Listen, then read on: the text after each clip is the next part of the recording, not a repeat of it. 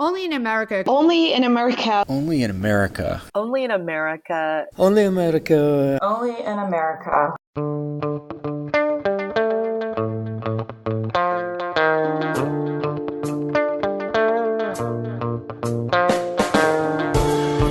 This week, overcoming the fear of immigrants, what we can learn from California's recent history.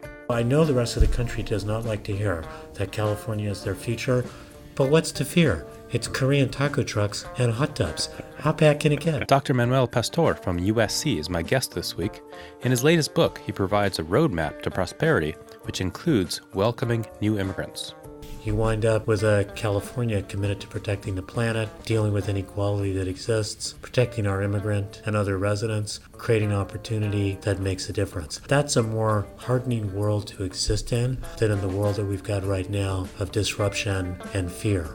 And as the debate continues, the strategy of fear from the Trump administration. What you see in the Trump administration do is to try to foment this false notion that immigrants and asylum seekers are here to commit crimes. From the National Immigration Forum, I'm Ali Noorani with Only in America.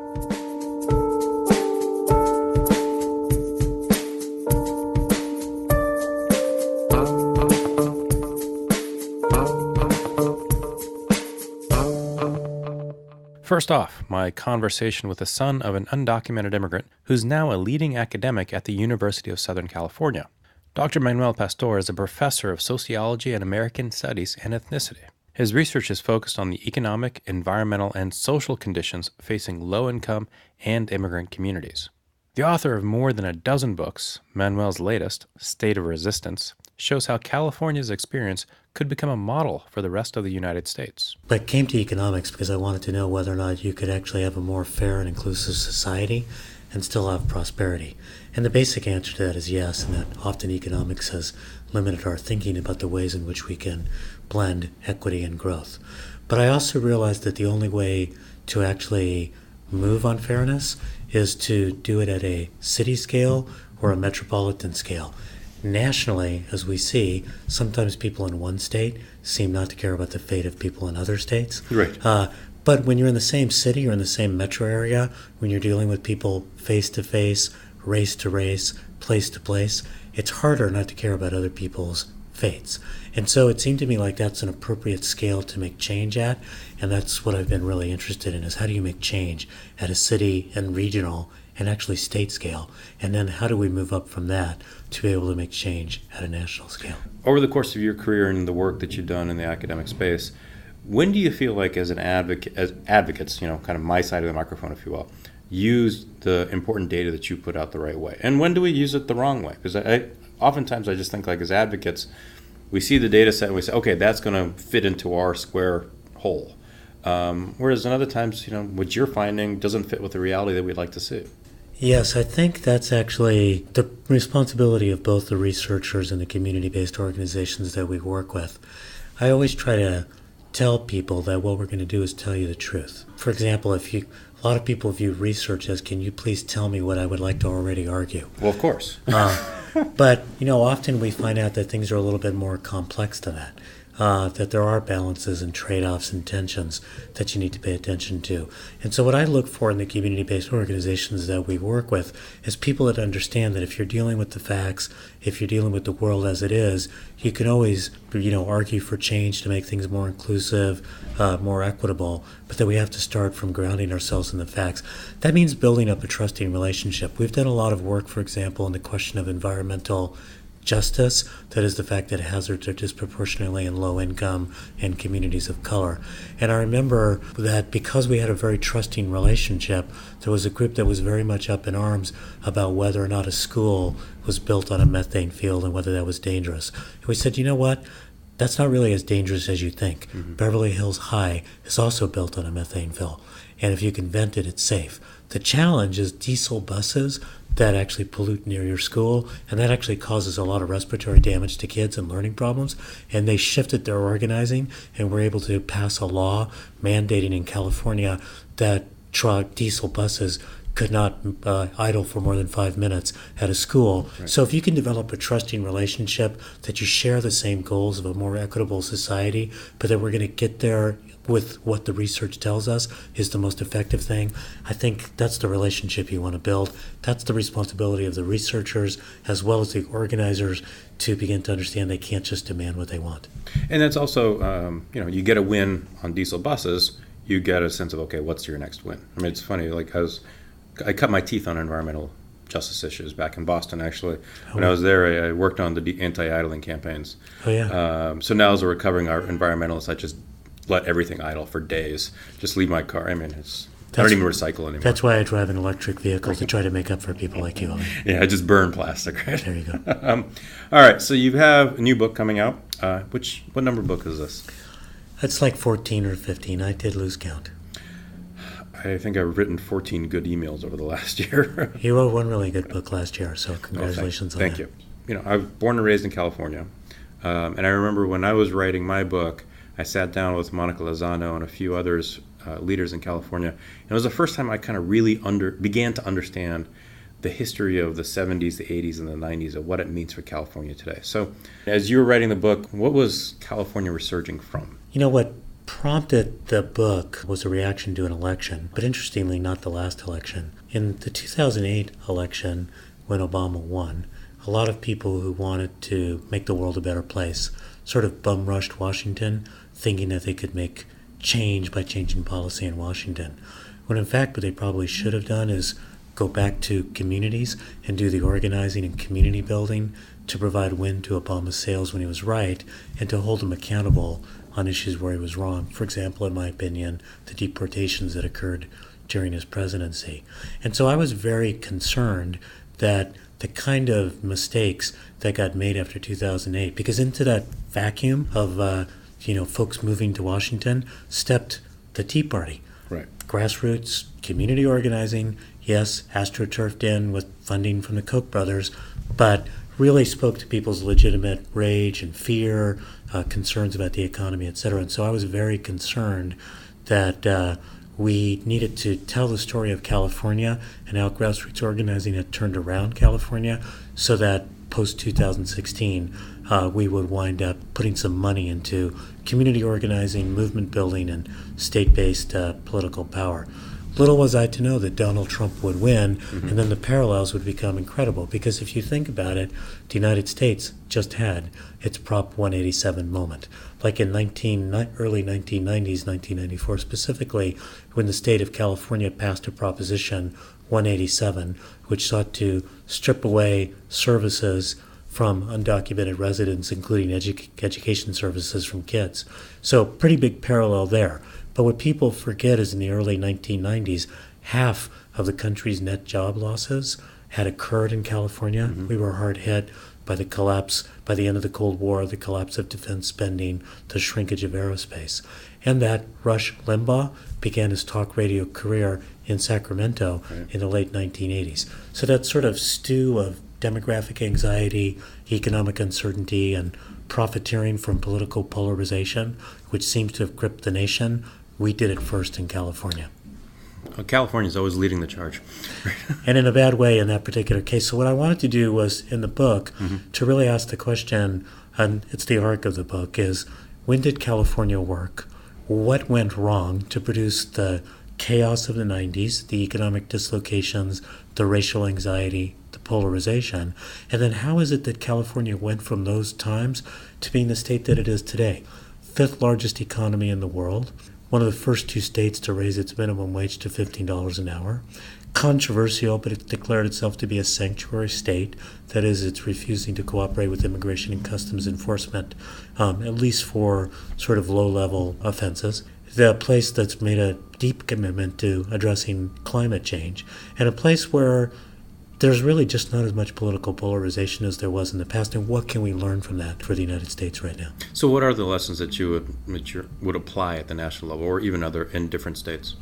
Well, I think to really think about it, we need to go back and say, when did California work? And in some sense, I'm a little bit older than you, but California worked with some warts and problems in the 1950s and 1960s. The challenge was that it didn't reach everyone. There was plenty of racial discrimination in labor markets and in housing markets. But it was arguable that in the 50s and 60s, the period in which my family moved to California, there was the sense of a growing economy. There was a state that was investing in infrastructure, water and freeways, that was building housing, suburbia, to house the incoming population, that was investing in education. California had something called the Master Plan for Higher Education, so it was making education virtually free once you went past high school. There was an economy that was growing jobs in the middle, and there was a sort of social compact that welcomed newcomers into the state and also really made a commitment to investing in the next generation. The argument in the book, and this I think is very relevant to the nation, is that what happened was that social compact started to fray when the demography changed. That is, as the state began to become more people of color, there was a sort of retrenchment. So even as early as the 1960s, when the state assembly and state senate passed fair housing laws to prohibit discrimination in real estate, the state voters in 1964 reinstituted housing discrimination in the form of something called Prop 14, which is, by the way, something that Ronald Reagan cut his first big campaign on, campaigning for private property rights, that is the right to sell your property to whoever you want it.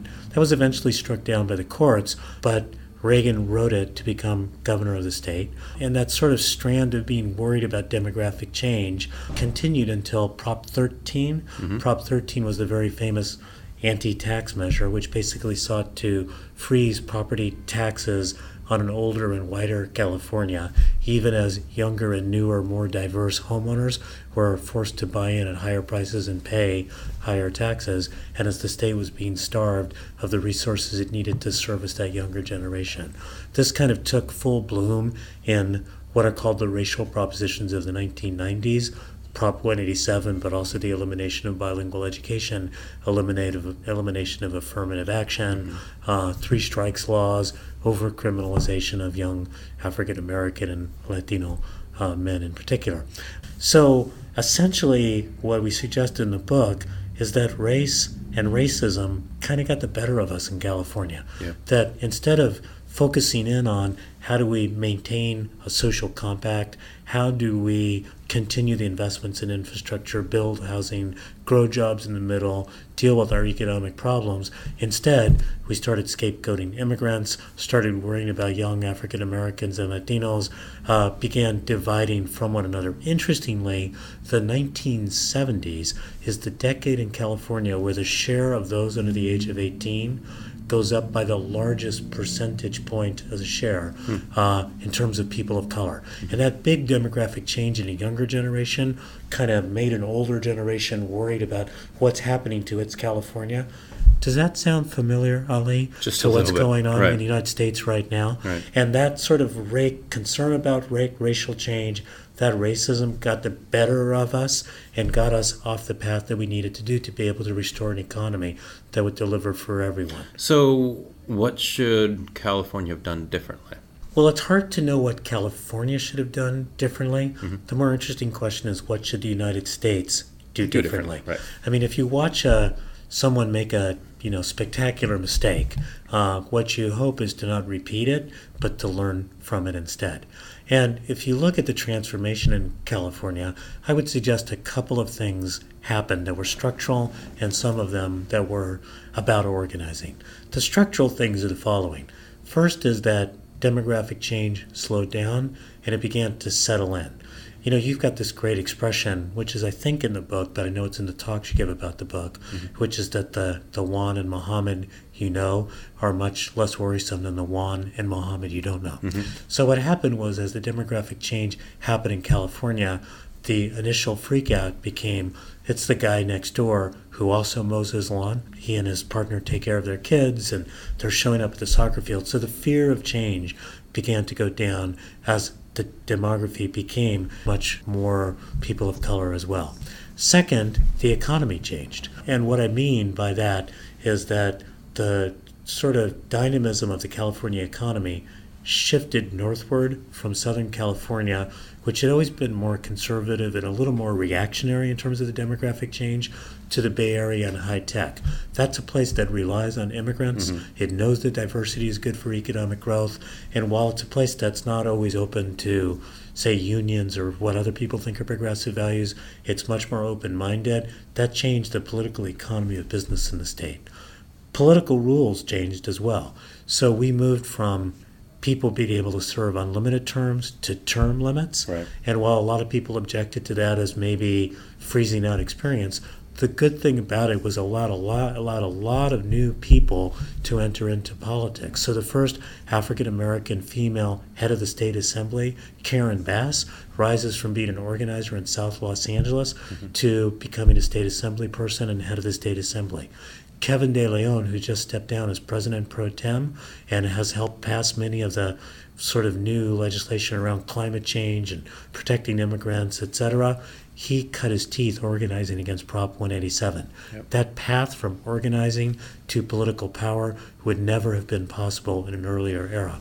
Aside from those structural changes, people who were doing the community organizing changed their perspective as well. They began to realize that, while it was really kind of valiant and romantic to lose campaigns against propositions you didn't like, that it might actually have a better effect if you could win. And so people began to think about participating much more in electoral politics, beginning to come up with messages that could move the middle and create a broader tent, and coming up with deliberate strategies, something called integrated voter engagement, to bring in new and occasional voters, people who normally weren't in the process, to be able to vote. And integrated voter engagement is essentially community organizing meets electoral politics. Rather than sort of going out and tapping people just for elections, you maintain relationships between elections, hoping that those relationships will lead them to not just vote, but go to a city council meeting, go to a boarding commission, try to really participate civically. So a lot of those changes led to a very revitalized social movement infrastructure in California that began to be able to exercise real political power. So then you said something about over the course of that period of time where political leadership in California started to figure out how to speak to the middle. I think you could find a lot of people across the country right now that would argue that California politics has moved so far left that it's not relevant any longer to the national political conversation. What would you say to that? I understand that, and I understand that one size does not fit all. But I think if we look at a place like Utah, which has actually done a fairly good job, at least around immigrant integration questions, by doing the kinds of one-on-one relationship building that lead people to see the other in the other. It comes from a much more libertarian perspective, from a religious perspective, etc. But I think there's key lessons there, too, about this sort of work that needs to be done to bring communities together. I think if you look at some of the work that you do about bringing what people normally think of as pretty conservative parts of the electorate to sort of understand that we need to welcome other people and invest in the next generation, I think that's really critical. Are people going to agree on everything? I think not. But aside from that, acknowledging that one size does not fit all, the first chapter of this book is called America Fast Forward. And the reason is pretty conscious. The demographic change in California between 1980 and 2000 is the demographic change occurring in the United States between 2000 and 2050. So do you believe that demographics is destiny? No, it's not. If the demography changes, it does create some of the conditions for organizing, but it doesn't necessarily change how people think. It was no foregone conclusion, for example, that Latinos would swing so far in the Democratic column in California. They got alienated out of the Republican Party by the actions of Pete Wilson, who really rode his way to re-election to governor by campaigning around Prop 187. And the Republican Party wound up marginalizing itself with anti-immigrant stances. So they could have gone in a different direction. They didn't do it. And it took, I think, a lot of good organizing to try to bring people together in some way. So demography is not destiny, but demography sets some really key things. So it's not just that the demographic change in the United States will mirror the demographic change in California. And by the way, very little demographic change is now occurring in California. Right. We've actually sort of settled in to more or less our long-term equilibrium. But also the dynamism of the economy, whether people want to admit it or not, is in exactly these high-tech new economy sectors. You know, people in places like West Virginia need help, need support, but coal mining is not really coming back. To the extent that the steel industry is coming back, it's coming back through specialty steel, which is going to require a lot of more computer training, right. Small batch manufacturing. We're moving to a different economy. A lot of that economy is in California. We've been through a lot of those changes to be able to get there. And so we've also got a business community that's begun to recognize, and I think you're seeing this in places like, North Carolina, where it's really the business community that said, that anti-immigrant stuff, that anti-transgender stuff, that's actually not good for business, mm-hmm. and we're not going to locate here if you keep that stuff up. So that stuff is really strong in California. So I know the rest of the country does not like to hear that California is their future, but what's to fear? It's Korean taco trucks and hot tubs. How bad can it get? Exactly. So I don't know if I've shared this with you, but we started to develop and think about this as kind of a 3 fears that people have when this question of immigration comes up. So love your reaction to it. So the 3 fears are cultural, security, and economic. And within each fear or anxiety, there's a question that I think people grapple with. From a cultural perspective, the question is, are immigrants isolating or integrating? From a security perspective, are they threats or protectors? And economically, the fear is, or the question is, are immigrants givers or takers? And some people will come back to us and say, well, you're oversimplifying it. But it feels that on this sort of an emotional issue, people kind of we all revert to very simple questions. Do you think that, that framework or those fears can help the rest of the country grapple with this question? So just a couple of things about that. One is that those 3 fears around cultural and security and economy. One thing I think is that people who are doing progressive organizing dismiss the fears instead of talking about them. And I think it's easy in a way, because if you study immigration enough, you're not really worried that immigrants will integrate over time. The assimilation has changed. Mm-hmm. Assimilation meant, sort of disappearance into the so-called mainstream. That's not happening as much anymore, and the reason isn't because it's useful to retain a language in a world economy, because there's many more ways to be able to retain culture, and because culture itself changes the United States. Hot sauces replace ketchup as people's favorite condiment, right?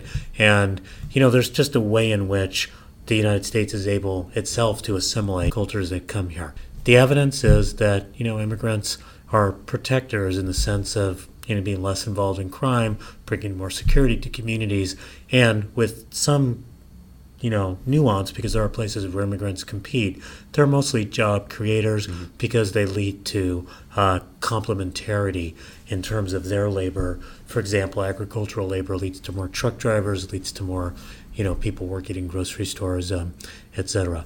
So I think one thing that is a problem with doing good organizing on this issue is that because the fact base for the fears is not strong, we tend to dismiss it instead of really dealing with the kind of anxiety and angst that people are going through. Mm-hmm. So I think we need to develop some empathy and some deep emotional connection to the fact that this is dislocating, and that certain of us find it one of my favorite. One time we played some game where people said, what's your favorite trip that you ever took? And my two favorite trips were in the late 1980s when I went to Japan, and then when I went to Russia and the Soviet Union. And it was because I couldn't understand anything that was going on. I don't speak Japanese. The Soviet Union was so foreign in terms of the way that it's constructed. I don't speak Russian. And I just found that absolutely fascinating to be disoriented. Other people are really scared of disorientation. That's a real impulse. So I think we have to pay attention to that. The second thing that I would say that was really important, and something I take away from my friend Angela Glover Blackwell, who has PolicyLink.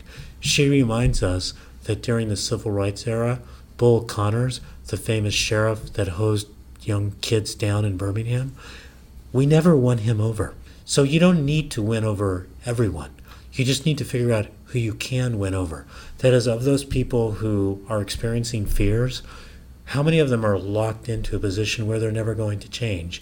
And so spending a lot of time trying to bring them around is different than figuring out people who are a bit uncomfortable, but who's some time in their church or temple, some interaction with some people from a mosque may actually help to change things. Or a law enforcement person who winds up actually working with immigrants and beginning to get the message that good policing involves not cooperating with immigration and customs enforcement. Or the business person. I remember doing a focus group once with a bunch of business people, and at the end, speaks to my own stereotypes, we'd been going for 2 hours. This older white guy, 70, 80 years old, raises his hand, and I thought, oh my God, this is about to go south, he's going to say something really terrible.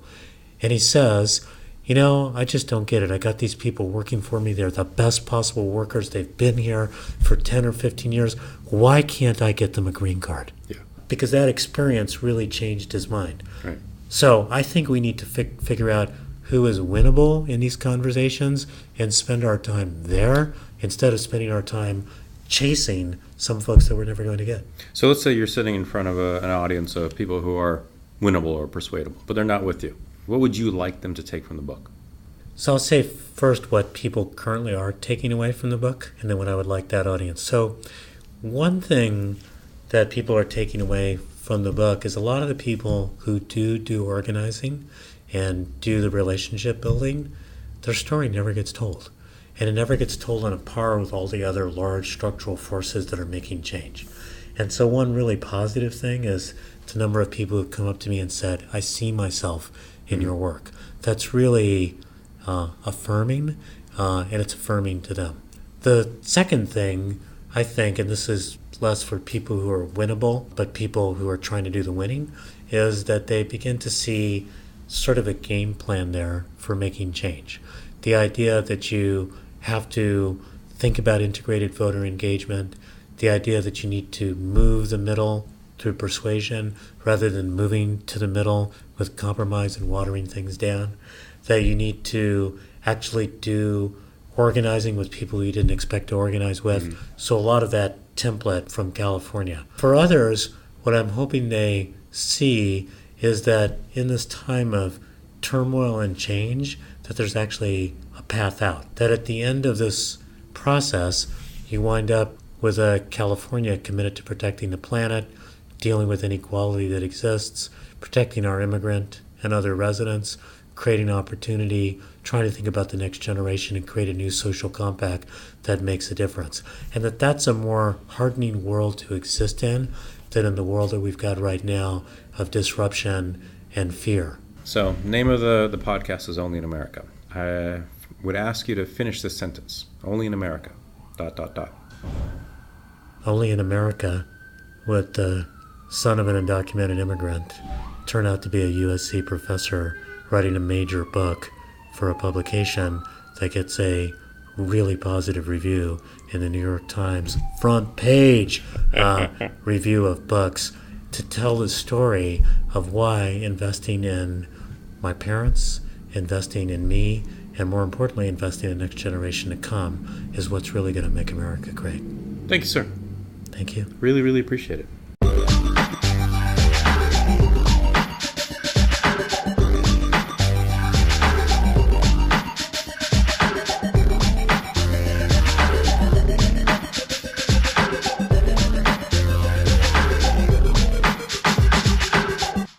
Dr. Manuel Pastor is a professor at the University of Southern California. His latest book is called State of Resistance: What California's Dizzying Descent and Remarkable Resurgence Means for America's Future.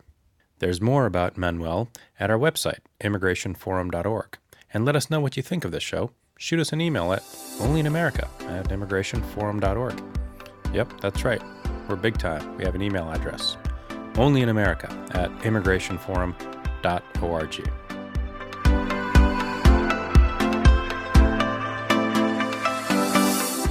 Support for the National Immigration Forum comes from the James Irvine Foundation, expanding opportunity for the people of California, and from the Carnegie Corporation of New York, established in 1911 by Andrew Carnegie to promote the advancement and diffusion of knowledge and understanding. This is Only in America. I'm Ali Nirani. Amid the broader attacks on immigration under the Trump administration, we've talked about the new scrutiny paid to green card applicants. Now we hear many immigrants applying for legal status are refusing to use government assistance programs to buy infant formula and healthy food because they think it might jeopardize their applications. According to Politico, agencies in at least 18 states say they've seen a drop of up to 20% in enrollment in these programs. Health advocates worry the policy change will put more American babies at risk, also known as U.S. citizens, and may lead eventually to higher health care costs for all of us. Meanwhile, in Iowa, Rob Tibbetts, the father of the murdered student Molly Tibbetts, took a stand for his daughter's values as the anti-immigrant lobby seized on the claims that her killer is an undocumented immigrant. In the Des Moines Register, Rob Tibbetts wrote, "Let's turn against racism in all its ugly manifestations, both subtle and overt. Let's turn toward each other with all the compassion we gave Molly. Let's listen, not shout. Let's build bridges, not walls. Let's celebrate our diversity rather than argue over our differences." Cecilia Wang, the deputy legal director of the ACLU and a former guest on Only in America, told her organization's weekly podcast, At Liberty, that fear of immigrants is part of a wider strategy by the Trump administration. President Trump, Attorney General Sessions, and Secretary of Homeland Security, Kristen Nielsen, have made a concerted effort to buy into a restrictionist, anti-immigrant vision that all immigrants, that all migrants, whether they're asylum seekers or longtime green card holders, present a criminal threat in the United States. And so what you see in the Trump administration do is to try to foment this false notion that immigrants and asylum seekers are here to commit crimes. Whatever the implications, the Trump policies are working out pretty well for those north of the border. The New York Times reports that new limits on work visas have left numerous companies across industries struggling to meet their hiring needs. Nelson Schwartz and Steve Lohr write, "Corporate executives worry about the long-term impact of losing talented engineers and programmers to countries like Canada that are laying out the welcome mat for skilled foreigners. It's still the economy." I'm Ali Nirani.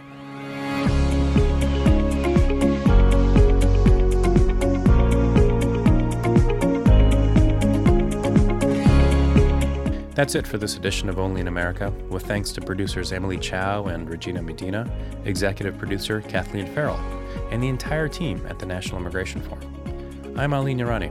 See you again next week.